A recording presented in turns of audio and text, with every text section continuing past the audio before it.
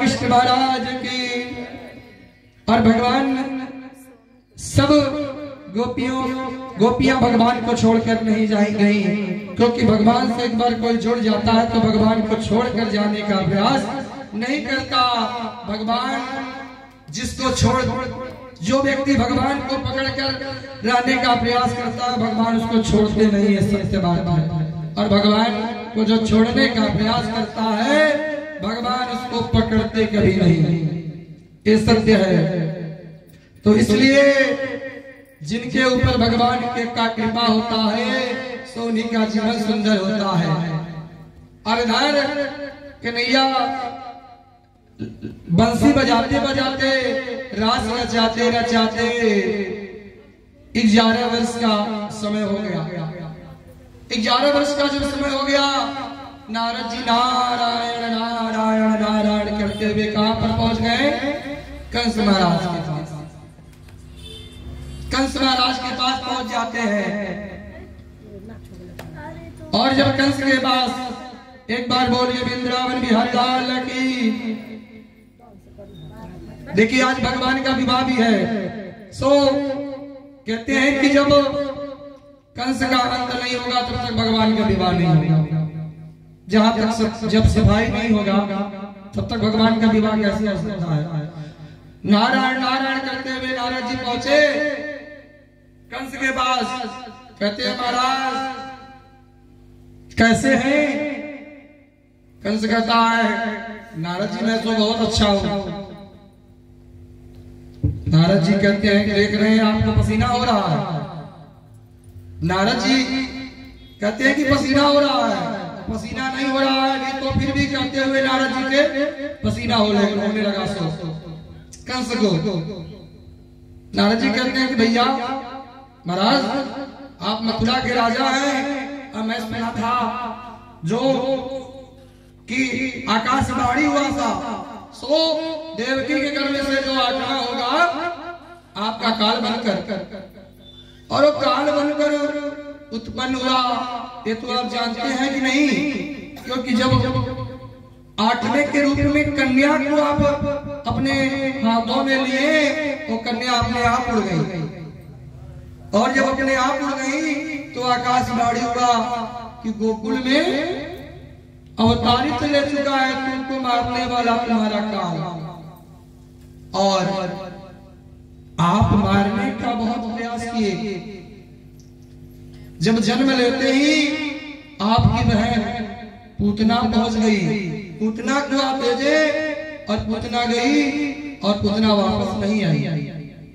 बड़े बड़े आप अपने वीरों को राक्षसों को भेजे, और मैं सुना कि वहीं पर सब का प्राणायाम हो गया, वो कोई वापस नहीं आया।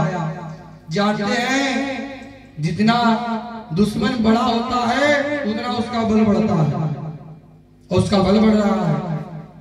नारद जी कंस को भयभीत कर रहे हैं और कहते हैं कि महाराज मैं चाहता हूं आपसे कि परसों आपके हाथों वो जो नंद का छोरा कृष्ण है वह मारा जाए, बस और कुछ मैं नहीं जानता। कहें कि कैसे? मैंने तो इतना बड़ा बड़ा षड्यंत्र रचा, मेरे बड़े बड़े जो है सूरवीर गए लेकिन सबको मार दिया। और वो छोटे से छोटा सा बालक कहे अपने घर में सब लोग वीर होते हैं कि नहीं? तो अपने घर में वीर थे इसलिए आपके राक्षसों को सब लोग मिलकर मार दिए। एक बार बोलिए वृंदावन बिहारी लाल की। और उस समय कन्हैया को तुम बुलाओ।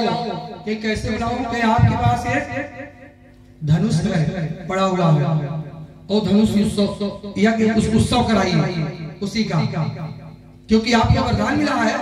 तो धनुष का प्रभाव है कि आपको कोई मार नहीं सकता। महाराज मैं जान रहा हूं आपको कौन मारेगा, किसी को मारने की शक्ति है आपको। कंस का मानो सीना इतना बड़ा हो गया। और उस समय तुरंत ही अक्रूर जी महाराज को बुलाया। कंस रात्रि के समय, और रात्रि के समय बुलाया कहा कि जाओ तुम गोकुल, और गोकुल से जाओ आनंद के छोरा को लेकर आओ। कहीं काहे लिए कहीं कहता है कि जानते हैं आप उनके काका हैं, आप जाते हैं मिलने के लिए। अक्रूर जी महाराज कहते हैं कि मैं वासुदेव जी महाराज का परम मित्र हूँ और भक्त भी हूँ महाराज, और मैं सत्य कह रहा हूँ कि मैं नहीं गया कभी भी। और उस समय अक्रूर जी महाराज कहते नहीं मैं नहीं गया। कि अगर आप जाते हैं तो अगर आप जाते हैं उत्सव होगा, और उस उत्सव में मैं आपको अपने इस एक नगर का राजा बना दूंगा। अक्रूर जी महाराज हाथ जोड़ के कहते हैं महाराज आप क्षमा करो, मैं राजा बनने योग्य नहीं हूं, और अगर इस नगर का राजा बनाना चाहते हैं तो जो सूरसेन महाराज हैं उनके पुत्र वासुदेव जी को बना दीजिए। वो योग्य है इस राजगद्दी के बैठने लायक है। मैं क्या हूं, एक छोटा सा सेवक हूं, इसलिए मैं नहीं बैठना चाहता। कंस सोचने लगा कि इनके अंदर तो लोभ आ ही नहीं रहा। लोभ जिसके अंदर आ जाता है उसका उसी समय पतन होना प्रारंभ हो जाता है। और इधर अक्रूर जी महाराज इस बात को सुनकर कंस कहा कि जानते हैं आप जाइए और नंद के छोरा को, क्योंकि आकाशवाणी हुआ था कि जो देवकी के गर्भ से जो बालक जन्म लिया वहीं पहुंच गया है, ये मैं जानता हूं। और मेरा अक्रूर जी महाराज कहते हैं कि महाराज आज उनके लिए इतना प्रेम क्यों? क्या प्रेम इसलिए जानते हैं कि वो मेरे दुश्मन हैं, और दुश्मन हैं और मेरे यहाँ जो यज्ञ होता रहेगा उस यज्ञ में आएंगे, सो समय को देखते ही बड़े बड़े योद्धा लोग मेरे काम तमाम कर देंगे। अक्रूर जी महाराज की आंखों से आंसू गिरने लगा। महाराज ये नेक काम, एक कार्य तो मैं मर जाऊंगा सो फिर भी नहीं जाऊंगा, लेकिन अक्रूर जी महाराज जो आकाशवाणी हुआ सासो कुछ विश्वास था।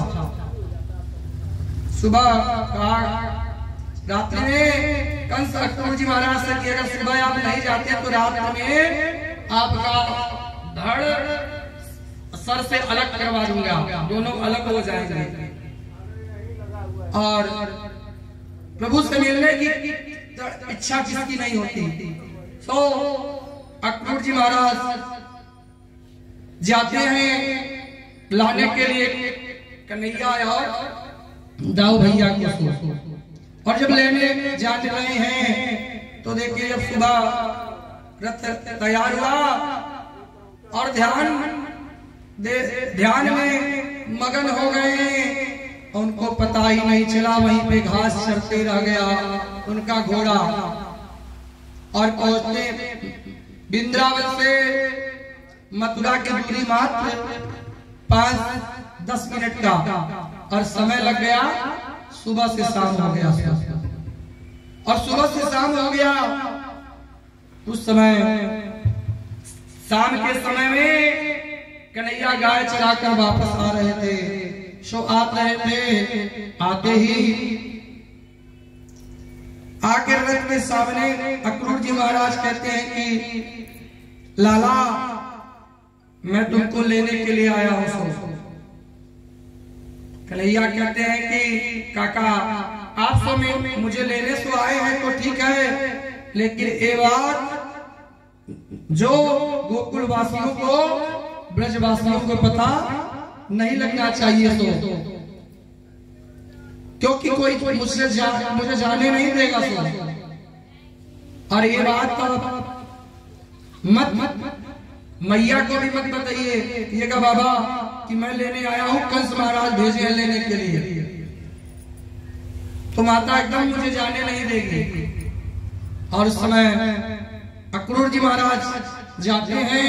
अक्रूर जी महाराज नंद बाबा के महल में बैठते हैं और उस समय प्रसाद कमाने के बाद नंद बाबा अक्रूर जी महाराज से कहते हैं कि महाराज आप किस कार्य के लिए आए हैं बताइए, तो काय लिए आए हैं? तो कहते हैं अक्रूर जी महाराज कि महाराज मथुरा में एक उत्सव हो रहा है, तो उत्सव हो रहा है, मैं चाह रहा हूं कि एक कन्हैया और दाऊ दोनों चलें और उनको मैं घुमा कर लेकर आऊंगा, पहुंचा दूंगा। माता जो है यशोदा उस समय अपने मुख में कौर डालने जा रही थी, मानो कौर गिर पड़ा। कहती है कि अरे महाराज क्या कह रहे हैं, मेरे प्राणों को लेकर चले जाइए, सो मेरे कन्हैया के लेकर जाने के लिए मत कहिए, क्योंकि एक सेकंड में अपने कन्हैया के बिना नहीं रह पाती। और उस समय विचार कन्हैया कहते हैं ना मैया मैं जाऊंगा, मैं मैया जाऊंगा, बड़ा समझा रहे हैं। एक बार बोले वृंदावन बिहारी लाल, कन्हैया समझा रहे हैं दा। और उस समय नंद बाबा कहते ठीक है महाराज आप लेकर सो जाइए, लेकिन परसों पहुंचा दीजिएगा। और उस समय माता यशोदा बहुत मना कर रही है, लेकिन कोई प्रभाव नहीं हुआ। सो कन्हैया दाऊ भैया भी जाने के लिए तैयार हो गए हैं। और कन्हैया दाऊ भैया से जाने के लिए जब तैयार हो गए हैं तो रात्रि के समय यशोदा मैया के साथ भगवान कन्हैया प्रतिदिन सोया रहते हैं। माता अपने बगल में एक बार बोलिए वृंदावन बिहारी लाल की अपने पास मैया सुलाती है कन्हैया को। और कन्हैया उस दिन जल्दी सो गए। जल्दी सो गए काहे लिए कि सुबह मुझको जाना है, इसलिए कन्हैया जल्दी सो गए। और जब रात्रि में कन्हैया का जब नींद खुला तो देखते हैं कि मैया सो यहाँ तो पड़ी ही नहीं है।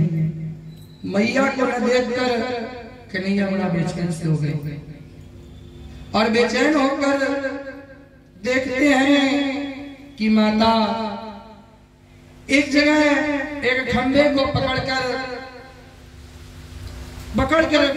लेटी हुई है, बैठी हैं और उनके आंखों से आंसू झरझर गिर रहा है। और मानो कि शरीर के अंदर शरीर है लेकिन उसके अंदर का प्राण निकल कर चला गया। मैया याद कर रही है वो घड़ी कि मेरा कन्हैया आप मुझे छोड़कर चला जाएगा, मेरा लाला मुझे छोड़कर सो चला जाएगा। कन्हैया जाकर बड़ा समझाते हैं कि मैया, अरे मैया मैं आज जा रहा हूँ और परसों वापस आ जाऊंगा, आज जा रहा हूँ परसों वापस आ जाऊंगा। और कन्हैया समझा रहे हैं लेकिन समझ में नहीं आती माता यशोदा को। कहें क्योंकि माता यशोदा को भय लग रहा है कि कंस अपने बड़े बड़े दूतों को भेज जा मारने के लिए और मेरा कन्हैया चला जाएगा तो वापस नहीं आएगा। और रात्रि के समय ये बात कहते करते सुबह का ब्रह्म मुहूर्त आ गया। और जब ब्रह्म मुहूर्त आया सो बैलगाड़ी लग गई। और बैलगाड़ी लगी मानो पूरे ब्रज में खबर सी फैल गई कि अब तो कन्हैया जा रहा है। कन्हैया को ले जाने के लिए कोई परदेसी आया है और परदेसी आया है लेकर जाएगा। सारे ग्वाल बाल गोपी आए और आकर कहते हैं कि आप कन्हैया को नहीं लेकर जा सकते, आप कन्हैया को नहीं लेकर जा सकते। कन्हैया समझा रहे हैं कि अरे सखा, अरे मित्र, गोपियों को समझा रहे हैं, श्री जी को भी समझा रहे हैं, श्री जी को समझा रहे हैं कि देवी आप तो जानती हो कि मैं, मेरा उद्देश्य क्या है, क्या किस कार्य के लिए मैं आया हूं, समझाते हैं। और सारे बाल गोपी आकर लेट जाते हैं कि महाराज अगर मुझे कन्हैया को लेकर जाना चाहते हैं तो मेरे ऊपर चढ़ा दीजिए, मेरे प्राणों को लेकर चले जाइए, बाद में कन्हैया को लेकर जाइएगा। और कन्हैया समझाते हैं कि मैं जा रहा हूँ सखा, कुछ सखा को बैठा भी लिए, कुछ सखा को बैठा लिए, कह देखो अब इससे ज्यादा लोग नहीं जा सकते, और मैं और जा रहा हूँ उत्सव देखने के लिए, मेला देखने के लिए, सबके लिए कुछ न कुछ लाऊंगा। सबको भगवान फुसलाते हैं, ये सत्य है।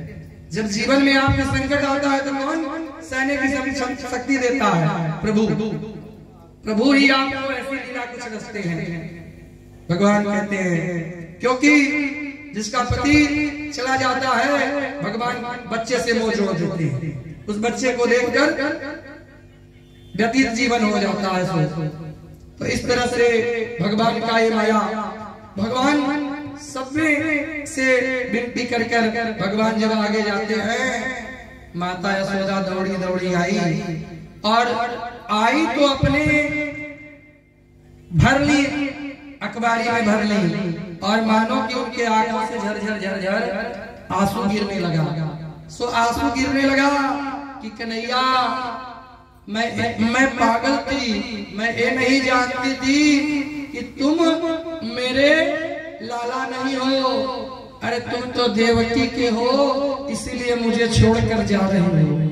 अपने आंखों के आंसुओं से कन्हैया के सर को पूरे गीला कर देते हैं।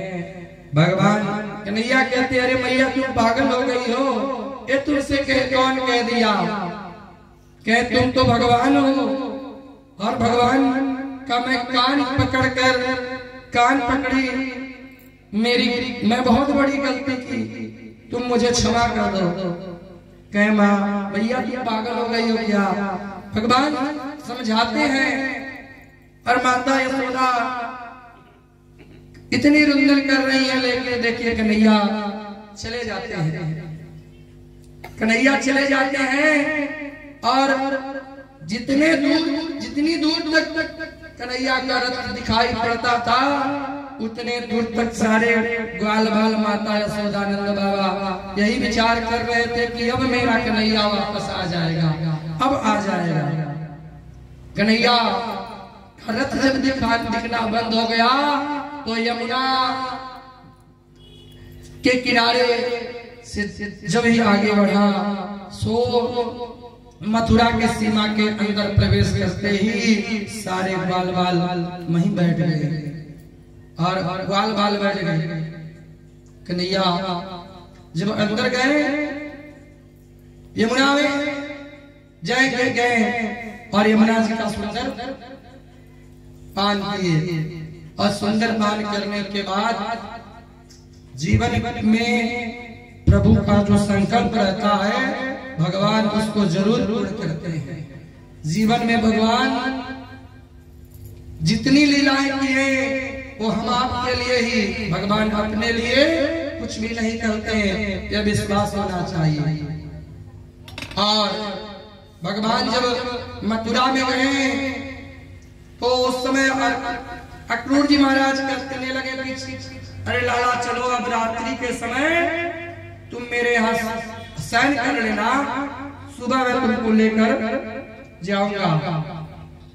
और उत्सव दिखाने के लिए भगवान कहते हैं कि मेरा संकल्प है, मैं आप किसी के घर नहीं जाऊंगा। सो उनके जो बाल सखा थे सबको लेकर पहुंच जाते हैं कहां पर? विश्राम घाट पे। विश्राम घाट के बारे में कौन कौन जानता है? देखिए ये सत्य है, जो विश्राम घाट भगवान कहते हैं भैया द्विज के दिन भाई बहन जो स्नान करते हैं वहां पर जाकर मथुरा में वह कभी यम उनको दर्शन नहीं दिखाता, ये सत्य है। और पूरा भरा रहता है।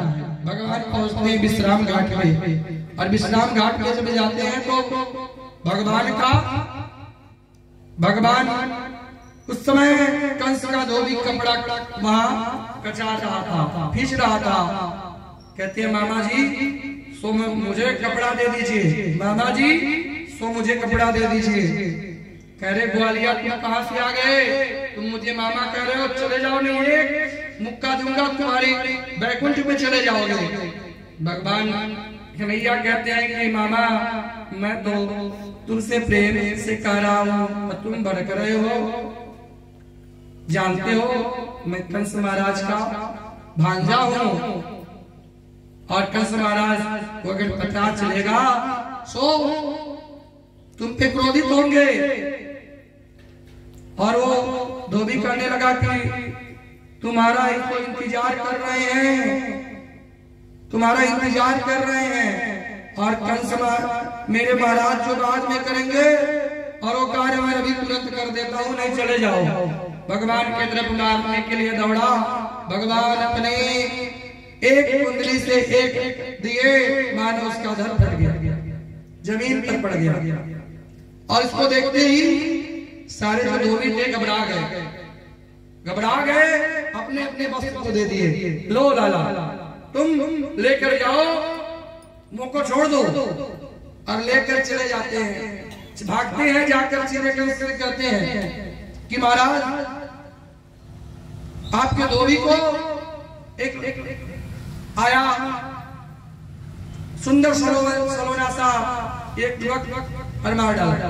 कंस मारो की और भयभीत होने लगा उसी समय से। कहे लिया बुलाए, और उस समय उस वस्त्र को लेकर सब जितने ग्वाल बाल सका पहनने लगे। तो हाथ को डालते तो पूरा शरीर ढक जा रहा है, और पूरा शरीर जब ढक जा रहा है तो विचार करने लगे क्या करना चाहिए। भगवान जितने समय तक ब्रज में थे अपने तन पे वस्त्र धारण नहीं किए थे, ऐसा कहा गया। क्यों कि जितने उनके बाल सकाते, कुछ के पास तो था और कुछ के पास सो नहीं था। इसलिए भगवान अपने जितने दिन तक ब्रज में थे, भगवान वस्त्र नहीं धारण किए थे, चरण पादुका नहीं पहने। और भगवान सबको लेकर जाते हैं, और भगवान का बहुत बड़ा भक्त जो रहता है भगवान उसी के घर जाते हैं। और भगवान जब चलते हैं तो मथुरा की गलियों में जब जा रहे हैं तो एक दर्जी खिड़की खोल कर देख रहा है, और देख रहा है कहा लाला इधर आओ, सो इधर आओ। कहा जा रहे हो? कहे मामा श्री एक कपड़ा सिलवाने जा रहा हूं। दर्जी भक्त बुलाकर भगवान को ऐसा स्वरूप नहीं देखा, सोचा कि मेरा तारनहार आ गया। नाम है तेरा तारनहारा, कब तेरा दर्शन होगा। जिनकी महिमा इतनी सुंदर, वो कितना सुंदर होगा।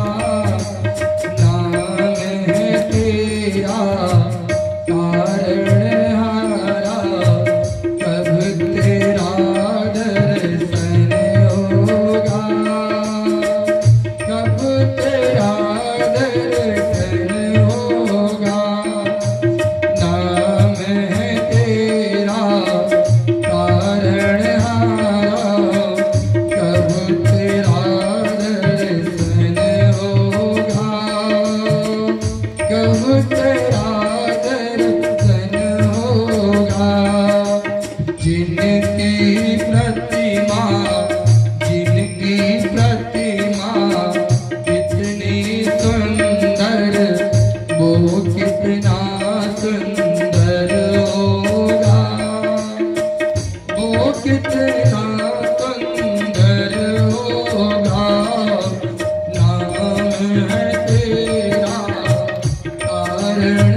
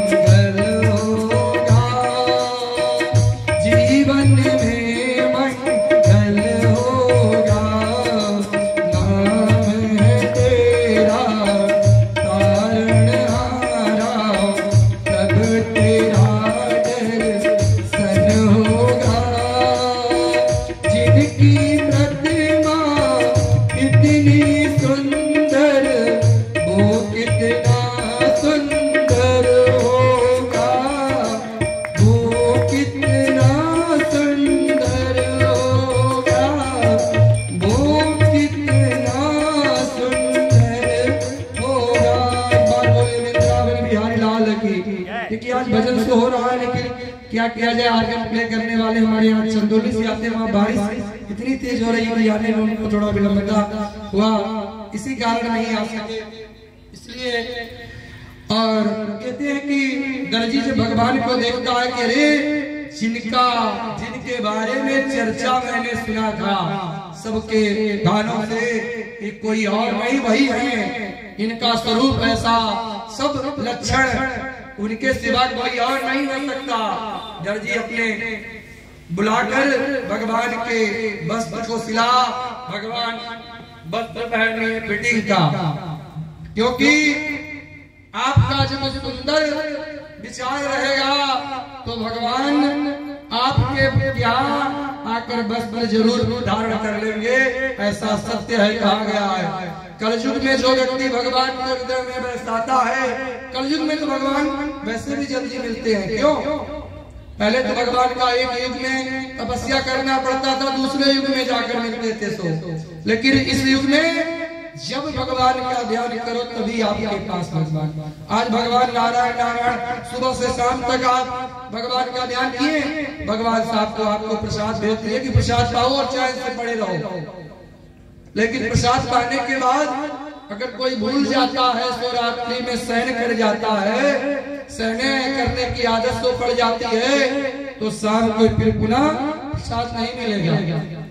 तो इसलिए कलयुग तो बहुत सुंदर है, कलयुग से बढ़कर कोई समय नहीं है। कलयुग में वैसे ही कहते हैं कि हनुमान जी महाराज चारों युग प्रताप तुम्हारा है, प्रसिद्ध जगत उजियारा।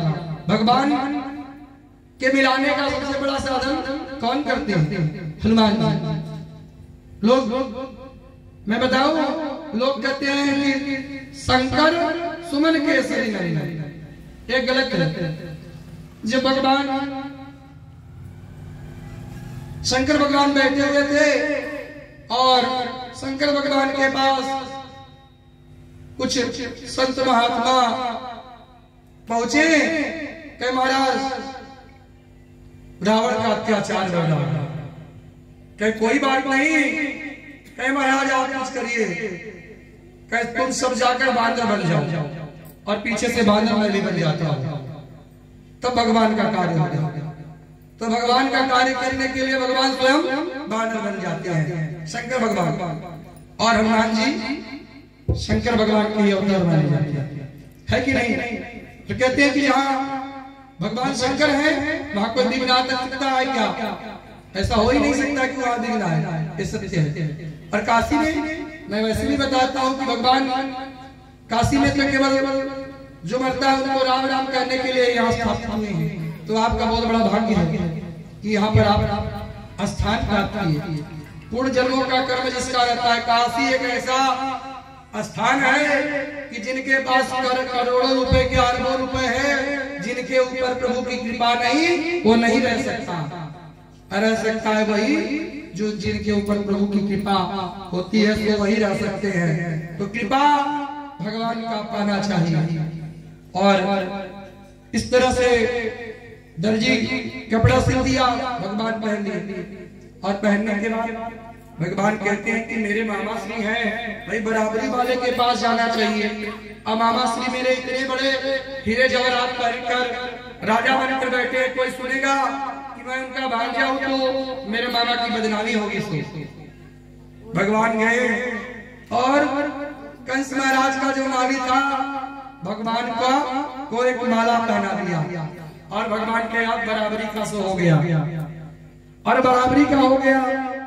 भगवान कहते हैं कि तिलकम ललाट पटले, कहते हैं कि जिनका जब तक तिलक नहीं लगा रहता है तो शरीर की सारी तेजता पता नहीं चलता है क्या? तिलक ही सबसे बड़ा श्रृंगार है। ब्रह्मांड क्या है? यही, और ब्रह्मांड को बड़ा ढक कर रखा जाता है। कहते हैं कि जो व्यक्ति परमानेंट तिलक लगाता है उसकी तेजता ऐसे ही बढ़ी रहती है। और जब ही भगवान तिलक लगाने की इच्छा किए, एक देवी अपने डोलची में तिलक लेकर जा रही है, कुंजा,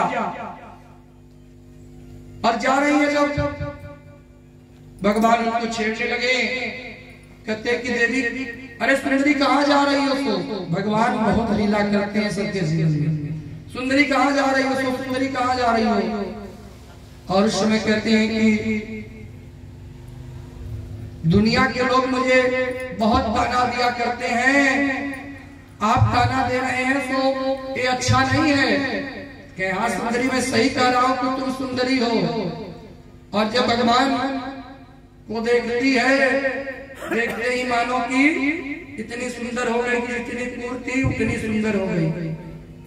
और जब सुंदर हो गई कहती है कि अरे प्रभु, मैं तो तिलक घसती हूँ, यही तिलक भगवान मेरे जो राजा हैं कंस महाराज लगाया करते हैं, और इसलिए लेकर जा रही हूँ। लेकिन आज मैं चाह रही हूँ कि तिलक अपने हाथों से आप काम करो। भगवान कहते हैं जब अपने हाथों से तिलक करती है सुंदरी, जो कुंजा झुकी हुई कुबरी थी खड़ी सी हो गई। कहते हैं कि भगवान की तरफ हाथ बढ़ाओगे बिगड़ा काम भी बन जाएगा। सो सुंदर हो गई, एक नई हो गई। कहते हैं कि जिनके ऊपर प्रभु की कृपा।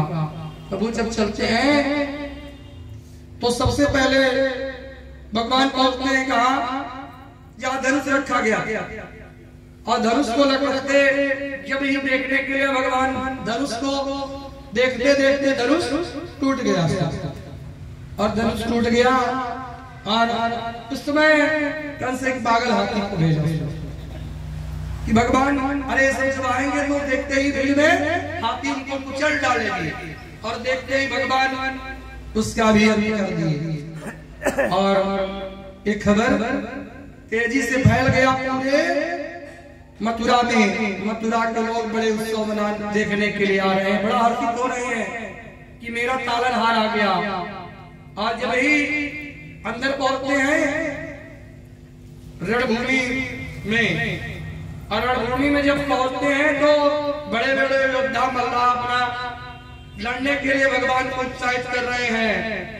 और चारुण आता है, जिसको कहा जाता है चारुण के पास इतनी शक्ति थी कि 10,000 बैल का एक साथ में जो है इतनी शक्ति उसके पास।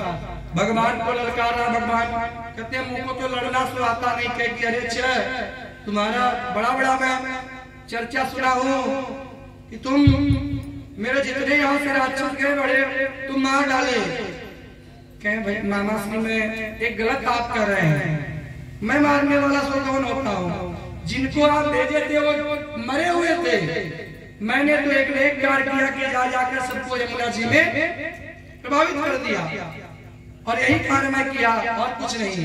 कहे अच्छा रहने दो, लेकिन अब मुझसे लड़ना पड़ेगा। सो चारू जब कहता है भगवान को पकड़ लेता है आपका, और जो ही भगवान को पकड़ा भगवान 7 बार उसको घुमाकर प्राण से पटक दिए, उसका प्राण अपना त्याग दिया।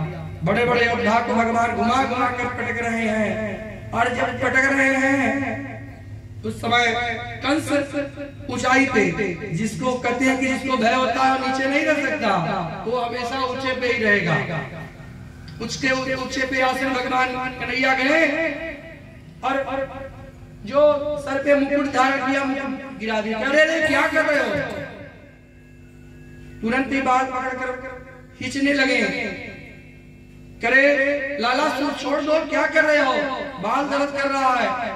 कहे मामा श्री, जब आपकी बहन मेरी मैया देवकी आपकी काका की बेटी थी, सो जब आप उसको विदा कर रहे थे तो आपसे विनती कर रही थी इसी तरह से जैसे आप तो सिंहासन से मैं खींच रहा हूँ, और इसी तरह से रथ में बैठी हुई थी माता मेरी, उस समय याद करिए। और उसको ऐसी पीड़ा हो रही थी। सो तो भगवान जब खींचते हैं कि विनती करने लगा कि लाला छोड़ दो, दर्द कर रहा है। कहते हैं कि मामा श्री अपनी पैर का जब बिरबा पड़ता है तो दूसरे की पैर की बिरबा याद आता है। सो जब आपको कष्ट हो रहा है, यही कष्ट मेरे माता को भी भया होगा। और भगवान उस समय देखिए, कृष्ण कभी ये नहीं कहे कि मैं भगवान हूँ। और जब भगवान कंस के बाल को पकड़ गिरते हैं, मानो कि मथुरावासी फटाका लगाकर हंसने लगे। उस समय 34-35 वर्ष का समय हो गया था, मथुरा में कोई भी हंसा नहीं था। और उस समय भगवान कहते हैं कन्हैया कि तुम मामा से मेरे तरफ देखो, कोई ऐसा नहीं कहता। भगवान कहते हैं तुम जीवन पर्यंत तुम ऐसा कर कार्य किए कि उसके फिर भी मैं तुमको कहता हूं कि तुम मेरे शरण में आ जाओ और मेरे शरण में आ जाओ। उस समय भगवान कहते हैं कि जब किसी की मृत्यु के समय आता है तो आप भी मुझे भूल जाता है। भगवान ऐसा दृश्य बहुत कम मिलता है। और तो मैं कहता हूं मेरे शरण में आ जाओ, मैं सब भूल जाऊंगा। लेकिन देखिए भगवान से युद्ध करना प्रारंभ किया, भगवान कंस को भी समाप्त कर दिया। एक बार बोलिए वृंदावन बिहारी लाल की। और मारने के बाद उग्रसेन महाराज के को राजगद्दी पे बैठा दिया पहले जाके, और जेल खाने में लिए अपने मैया को बंधन से मुक्त कराए, जेल खाने से मुक्त कराए। और मुक्त कराने के बाद कहते हैं कि मथुरा में सुंदर वातावरण बन गया। और कहते हैं कि जब कंस का अंत होता है तो अपने नाम से भी पाप का नाम लेना मतलब पाप कहा जाता है। कलयुग में पाप सोचने से नहीं होता, पाप करने से द्वेष लगता है। लेकिन फिर भी सब लोग मिलकर एक बार भगवान का छोटा सा कीर्तन करेंगे। गोविंद मेरो है, गोपाल मेरो है, गोविंद मेरो है, गोपाल मेरो है, गोविंद मेरो है, गोपाल मेरो है। मेरे बाके बिहारी नंदलाल मेरो है, मेरे बाके बिहारी नंदलाल मेरो है, गोविंद मेरो है, गोपाल मेरो है, गोविंद मेरो है, गोपाल मेरो है। मेरे बाके बिहारी नंदलाल मेरो है, मेरे बाके बिहारी नंदलाल मेरो है, गोविंद मेरो है, गोपाल मेरो है, गोविंद मेरो है, गोपाल मेरो है। दुनिया में कोई आपके पास रहे सो न रहे, लेकिन गोविंद जरूर रहेंगे, ऐसा विश्वास होना चाहिए। और जब ही भगवान उस समय 11 वर्ष 57 दिन के हो चुके थे।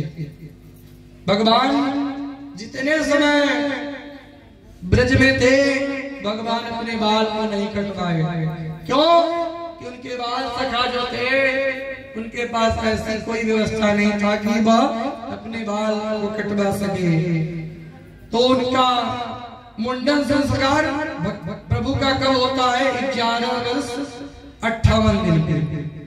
माता देवकी भगवान के का मुंडन कराई। पहला संस्कार बालक का कौन होता है? नामकरण तो हो गया वृंदावन में, गोकुल में, लेकिन भगवान का मुंडन तो हुआ ही नहीं। तो मुंडन हो गया। जब मुंडन होता है तो, और जब मुंडन होता है ये पुराणों में ऐसा वर्णन है इसका। और मैं नहीं बोल रहा हूँ, जो मेरे गुरुओं ने आज बताया है वही मैं कह रहा हूँ। और मुंडन हुआ, और जब मुंडन के बाद यज्ञोपवीत संस्कार होता है और गुरुकुल में भेजा जाता है पढ़ने के लिए। भगवान गुरुकुल में जाते हैं पढ़ने के लिए, गुरुकुल में पढ़ के आते हैं। तो उस समय अपने गुरु महाराज के जितने भी पुत्र वैकुंठ में चले गए थे सबको लाकर वापस दिए। सो भगवान मथुरा में आ गए और मथुरा में जब गुरुकुल से पढ़कर आते हैं तो देवकी माता प्रसाद बनाकर भोजन बनाकर कन्हैया को सोचती है कि अपने हाथों से मैं खिलाऊं जी। और प्रसाद बनाकर जब लेकर जाती हैं कन्हैया को खिलाने के लिए, कन्हैया की आंखों से झरझर झरझर आंसू बहने लगा। और जब झरझर झरझर आंसू बहने लगा, देवकी माता दौड़ते दौड़ते वासुदेव जी के पास एक बार बोलिए वृंदावन बिहारी लाल की, वासुदेव जी महाराज के पास पहुंच जाते हैं। और जब वासुदेव जी महाराज के पास कहती कि लाला कहा भयो, मैं नहीं जानती। अरे लाला को यशोदा कैसे खिलाती थी इसका कुछ आइडिया मुझे नहीं है। और इधर कन्हैया को तो याद आ रही है माता यशोदा। और माता यशोदा जब याद आती है तो मानो कन्हैया की आंखों का आंसू नहीं रुक रहा है। और आंसू जब नहीं रुक रहा है तो उस समय वासुदेव जी महाराज बृहस्पति जी महाराज को लेकर पहुंच गए। साथ साथ जो उद्धव जी महाराज पहुंच गए। कह लाला से कहा भयो, काहे लिए रो रहे हो?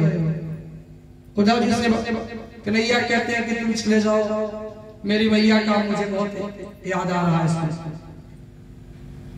कन्हैया कहते हैं कि जाओ और मथुरा का से जाओ और वृंदावन के जो ग्वाल बाल सखा मेरी मैया का हाल समाचार लेकर आओ। क्योंकि मैं कहा था मैया से मैं जा रहा हूँ, मैया मैं परसों आऊंगा। और मैं तो आने के बाद जा नहीं सकता हूँ, मेरी बड़ी विवश हूँ, लेकिन मैया से मिलने की इच्छा बहुत रहती है। तो कहते हैं उद्धव जी की जा तो जरूर रहा हूँ, लेकिन 1 घंटे में वापस आ जाऊंगा। उस समय कन्हैया कहते कि महाराज जाइए तो 1 घंटे में आएंगे कि आएंगे ही नहीं इसकी कोई गारंटी नहीं। और जब ही जाने के लिए तैयार होते हैं कहते हैं कि मुझको जो भाषा आता है ये भाषा समझ पाएंगे गोकुल वाले तो तब के सब प्रेम से सब समझ जाएंगे। और अपने माथे पे उद्धव जी महाराज मोर पंख लगा लिए। भगवान के पहचानेंगे कैसे मैं परदेसी हूँ कोई कैसा? भगवान अपनी चदरिया ओढ़ कर जाते हैं। और चदरिया ओढ़ कर जब जाते हैं रथ पे बैठकर, और जितने समय वापस कन्हैया वृंदावन से आए मथुरा, उतने समय रोज सुबह होते ही सारे ग्वाल बाल सखा आकर यहाँ सीमा पे वृंदावन के और मथुरा के सीमा पे आकर बैठ जाते होंगे कि अब मेरा कन्हैया आएगा, आज आएगा।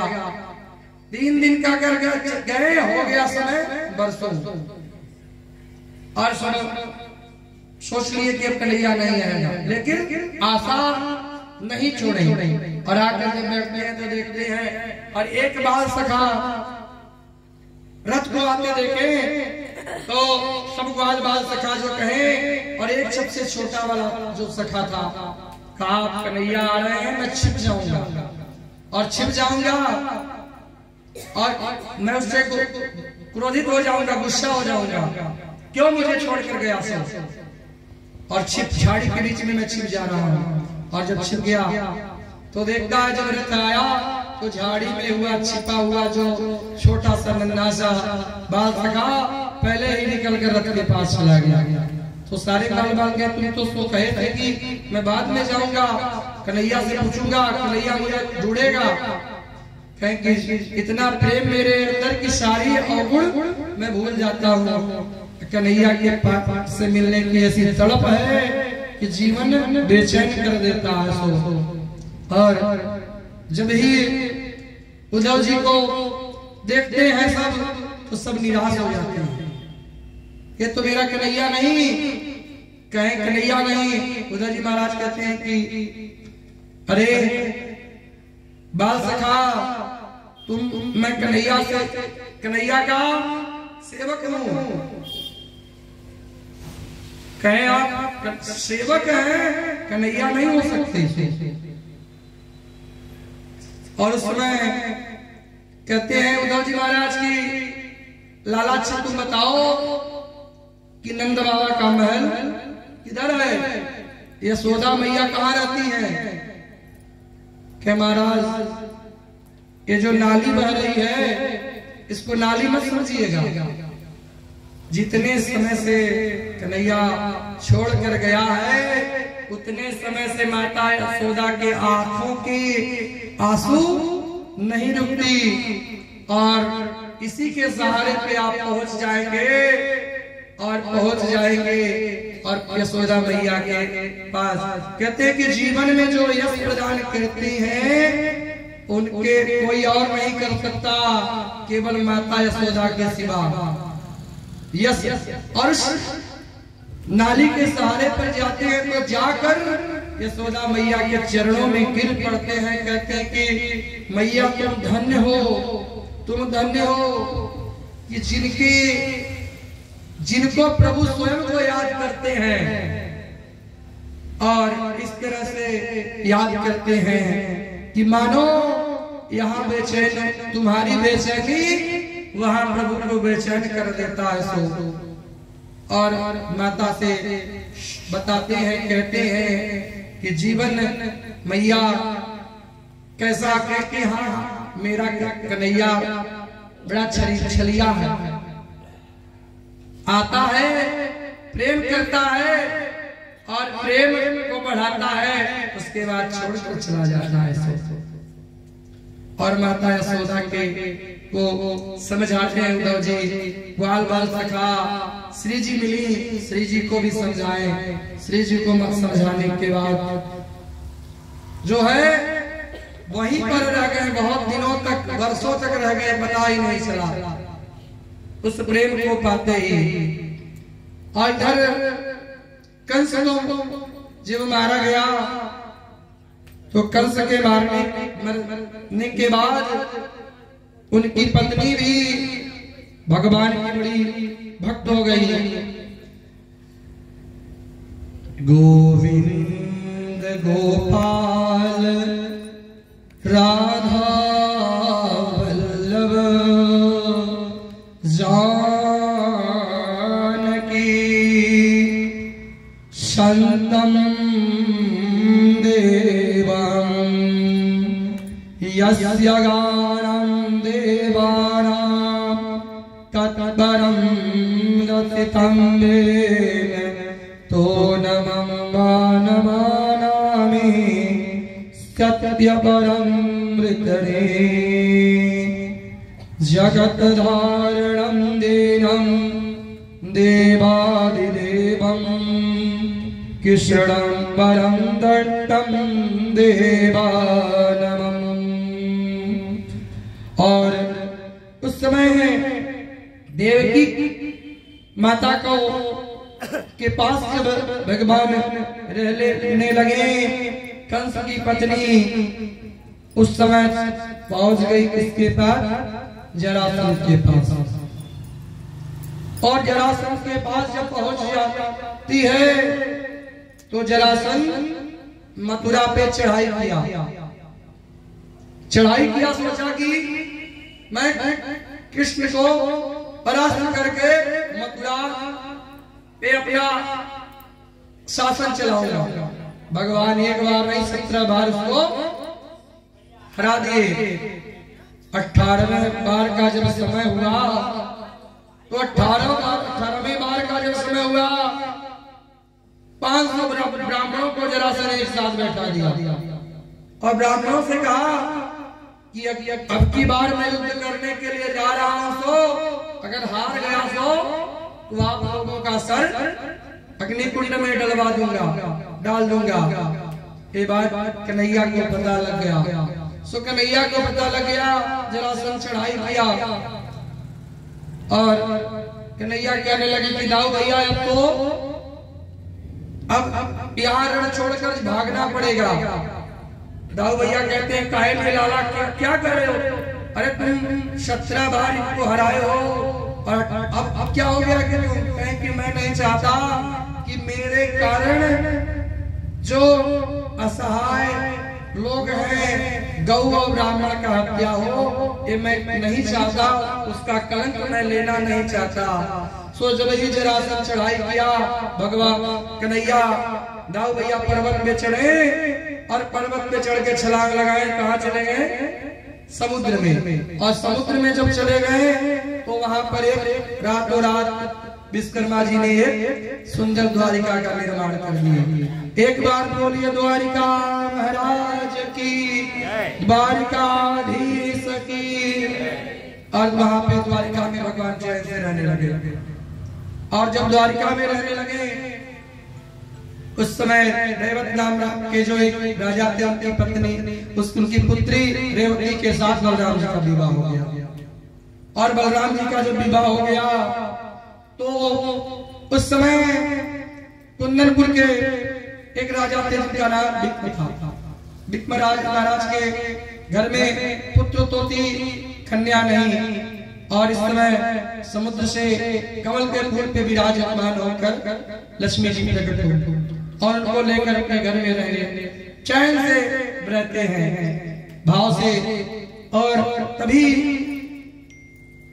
उनका जो बिक्म राजा का बड़ा पुत्र रुक्मी, जो रुक्मणी जी का बड़ा भाई शिशुपाल के साथ रुक्मणी जी का सगाई कर दिया। उधर देख लेना। और इस तरह से जब ही सगाई कर दिया, रुक्मणी जी भाभी के पास जाकर कहती कि भाभी मैं तो अपना वरण कर चुकी हूँ कि मैं जो द्वारिकाधीश हैं उनसे मैं ब्याह करूंगी। उस समय रुक्मणी जी से उनकी भाभी कहती है कि कोई बात नहीं देवी, तुम इतना मन छोटा मत करो, एक सुंदर खत भेजो द्वारिकाधीश को। और जब द्वारिकाधीश को खत एक ब्राह्मण लेकर जाता है और इधर सगाई का समय हो गया है कि विवाह होगा, क्योंकि जो बरमाला है वो कहा कि जो है रुक्मी कि राजा तो बड़े बड़े आएंगे सब, लेकिन शिशुपाल के गले में बरमाला डालना है। ऐसा समय जब आया तो रुक्मणी जी कही कि भैया हमारे जो राज्य का एक विधान रीति रिवाज है कि जब जिस कन्या का विवाह होता है तो पहले कात्यायनी माता का दर्शन करती हैं और कात्यायनी माता के दर्शन के बाद ही विवाह होगा, सगाई। मैं चाहती हूँ और 10,000 सैनिक को एक साथ ले जाओ कात्यायनी माता के दर्शन के लिए। रुक्मणी जी नहीं और जाकर दर्शन कर रही है कात्यायनी माता का, और उनमें स्वरूप किनका दिखाई पड़ रहा है? कात्यायन्ये महामाये महायोगिंदेश्वरी नंद गोपसुतम देवी पतितम मे पुरते नमः। ऐसा वरदान मांगती हैं कि मैं अपने आप में चाहती हूँ कि जो देवकी नंद का पुत्र वासुदेव का, उनको मैं अपना पति बनाऊं। हे माता ऐसी शक्ति दो। तभी भगवान रथ से आए और रथ से भगवान का सामला सा सुंदर स्वरूप देख ऐसा था कि जब रथ से उतरे सारे सैनिक कहने देखो सो देखो सो देखो, अरे कैसा है, कैसा चमक रहा है, आज के पहले ऐसा कोई राजकुमार मैं नहीं देखा। और सब देखते रह गए। और उस समय कन्हैया अंदर चले गए और जब अंदर जाते हैं रुक्मणी जी के हाथ को पकड़ कर लेकर आए और रथ पर बैठकर चले जाते हैं। एक मिनट बुला दीजिए। और जब ही लेकर भगवान चले जाते हैं तो रुक्मणी जी जब नहीं आई, सो उनका भाई आया, सैनिकों से कहा रुक्मिणी कहा अंदर पूजा कर रही है। अंदर जाकर जब देखता है तो वहां रुक्मिणी नहीं। कार्य तुम लोग करे अंदर अंदर सो है नहीं कि महाराज क्या बताऊं, एक सुंदर सा सलोना सा ऐसा राजकुमार आया कि मानो हम लोगों का नेत्र उससे नहीं हट रहा था।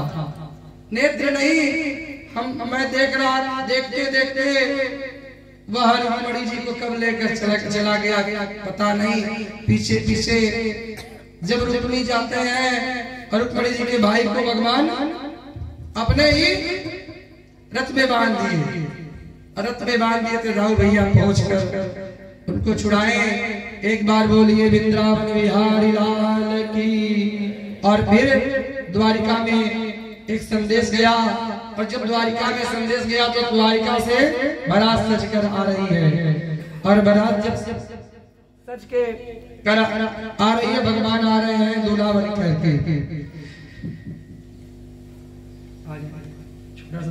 सभी लोग भगवान का नारायण का भजन करते रहेंगे। श्रीमन नारायण नारायण नारायण, श्रीमन नारायण नारायण नारायण, श्रीमन नारायण नारायण नारायण, भजमन नारायण